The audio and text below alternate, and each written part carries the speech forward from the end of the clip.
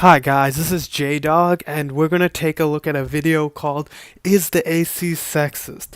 Now, I'm not going to say anything just yet. Let's just take a look at it and see what it has to say. It's basically a feminist who's arguing that in the workplace the air conditioner is sexist. Now, guys, if you like this content, please like, subscribe, comment below. So yeah, let's take a look at this. There it was. There I was thinking it was just me that had a problem, but it turns out it's the air conditioning that's sexist. Can't say an AC is sexist, it's an inanimate object. That's like me saying a toaster is racist because it produces black toast, and I'm a white person and white people like lightly toasted toast. It's the same concept. I know. So many women in our office have the exact same problem. So you gotta define many women. Like, how many is she really talking about? Is it like 2 or 3? And like, they don't have to sit there in silence, you know? You can just go tell your boss, like, hey boss, yo, the AC, it's a bit too low for me. Could you turn it up a little? It's really stupid actually, but let's just see what else she has to say about this. We just sit there absolutely freezing at our desks trying to type. You can probably tell I've got a cold right now, which I blame all on the AC. Wow, way not to play the victim role, yo. You have a cold because of the AC, huh? But then again, you could just tell your boss, yo boss, can you increase the AC?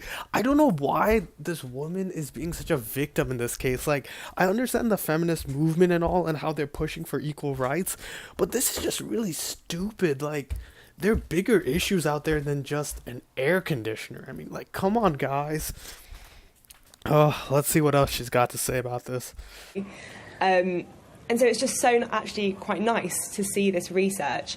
It's just such a relief to know that there's actually proof that this is happening, that women, do feel the cold more than men, and that the AC in offices is normally regulated more for a male's temperature than a woman's. It's just sad that there's actual research that's being done towards this. Like, it really is a really petty issue. I mean, you guys can comment below what you guys think, your opinions about this, but I just think it's really, really vain of a problem, and you could just tell your boss. And if it really has been a big issue, I feel like now a lot of women would have spoken up about it, and you would have seen like levels of productivity, you would have seen like actual statistics versus women just feel colder at a different temperature than men.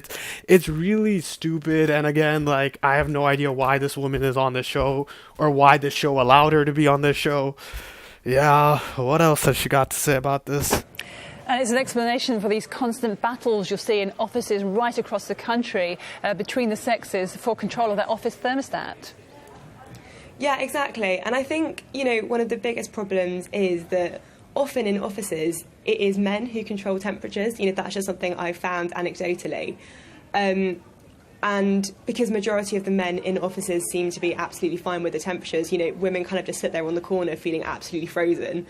And, often, actually nothing's being done to help them. And, it might sound like a bit of a silly, light-hearted issue, but actually it's really uncomfortable being freezing at your desk every day. Take it from me. Again, just tell your boss you are cold and change the temperature. It's not that big of a deal. If it was, it would have already been solved. And then again, you can always just quit your job. Like, you could always do a big protest in light of this, if I'm playing devil's advocate and assuming her claim is true that many women are affected by the AC. But it just doesn't seem plausible because there hasn't been big protest, hasn't been big combat against this AC dilemma. And it might just be her personal preference. I mean, has she ever thought about that? That it's just her who's uncomfortable with the temperature and most other women are okay with it? I'm just saying. No, I know I experience the same, because what I've often found is you go in on a really hot summer's day, you're wearing summer clothes, you go into an office and it's absolutely freezing. I think even for some men it must be too cold. I don't understand why air conditioning is often so cold. My God, the only reason why it's colder than it is outside is because it's really hot outside, hence it should be really cold inside. My God, now I know why this show brought her on, dude. The news anchors has like the same IQ as this woman, believing that, oh, it's so cold in offices. Well, like, would you rather it be the exact same temperature if it's like 100 degrees outside and 100 degrees inside? I think not. But, like, I'm just confused about this issue, like, why this is an issue, and just why. Like, I'm at a loss for words at this point as to what to do next, and is feminism really going towards these issues as to AC being a big problem? So what you have to do is then take a jumper in with you and put that jumper on in order to be able to function. Yeah, honestly, I think so many women listening now are going to just be nodding their heads thinking, yes, that is exactly my reality. You know, we joke at work that we actually can't dress fashionably anymore for summer because you actually just can't go in sandals. You can't go in a summer dress because you're going to have to put on the jumper or the emergency cardigan. So, yeah, it is quite frustrating, especially when you then go out on your lunch break or your commute home and you're absolutely boiling outside. And I think there is a bit of a problem when it's warmer outside than it is inside your office.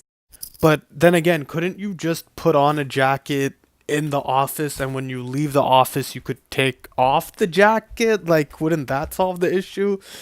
And then again, like, it's not hostile working conditions if you think about it. It's just kind of cold. It's not freezing cold. It's not like the boss is purposely putting it at, like, I don't know, 50 degrees, 50 degrees, and forcing you to work in this cold. And you're asking him, you're like, boss, could you increase it? And they're like purposely denying you. It's not like that extreme. It's just that the temperature is a little chilly. Like, it's not that big of a deal. And these are more like first world problems, man. Like, think about the third world countries who have to deal with not being able to drive or not being able to go out by themselves versus this petty issue.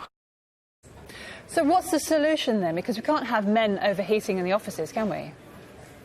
No, I think we just need a bit more flexibility. You know, I think it is just essentially common sense. So if, you know, an office is noticing that a number of women are complaining about the cold, they need to be more flexible. You know, they need to actually kind of lower it and not just say, but, oh, the men are fine. You know, now there is actually proof that this is actually an issue. I think they need to kind of take women's considerations into account. And you know what, maybe there can be more flexibility with men not having to wear suits in some offices, and they can come in t-shirts or whatever they need to be the right temperature. Okay, so basically she just said that if a business, like let's say like a very professional business, would not want their men to wear suits anymore and were to what, like wear t-shirt, like come on, you can't be serious.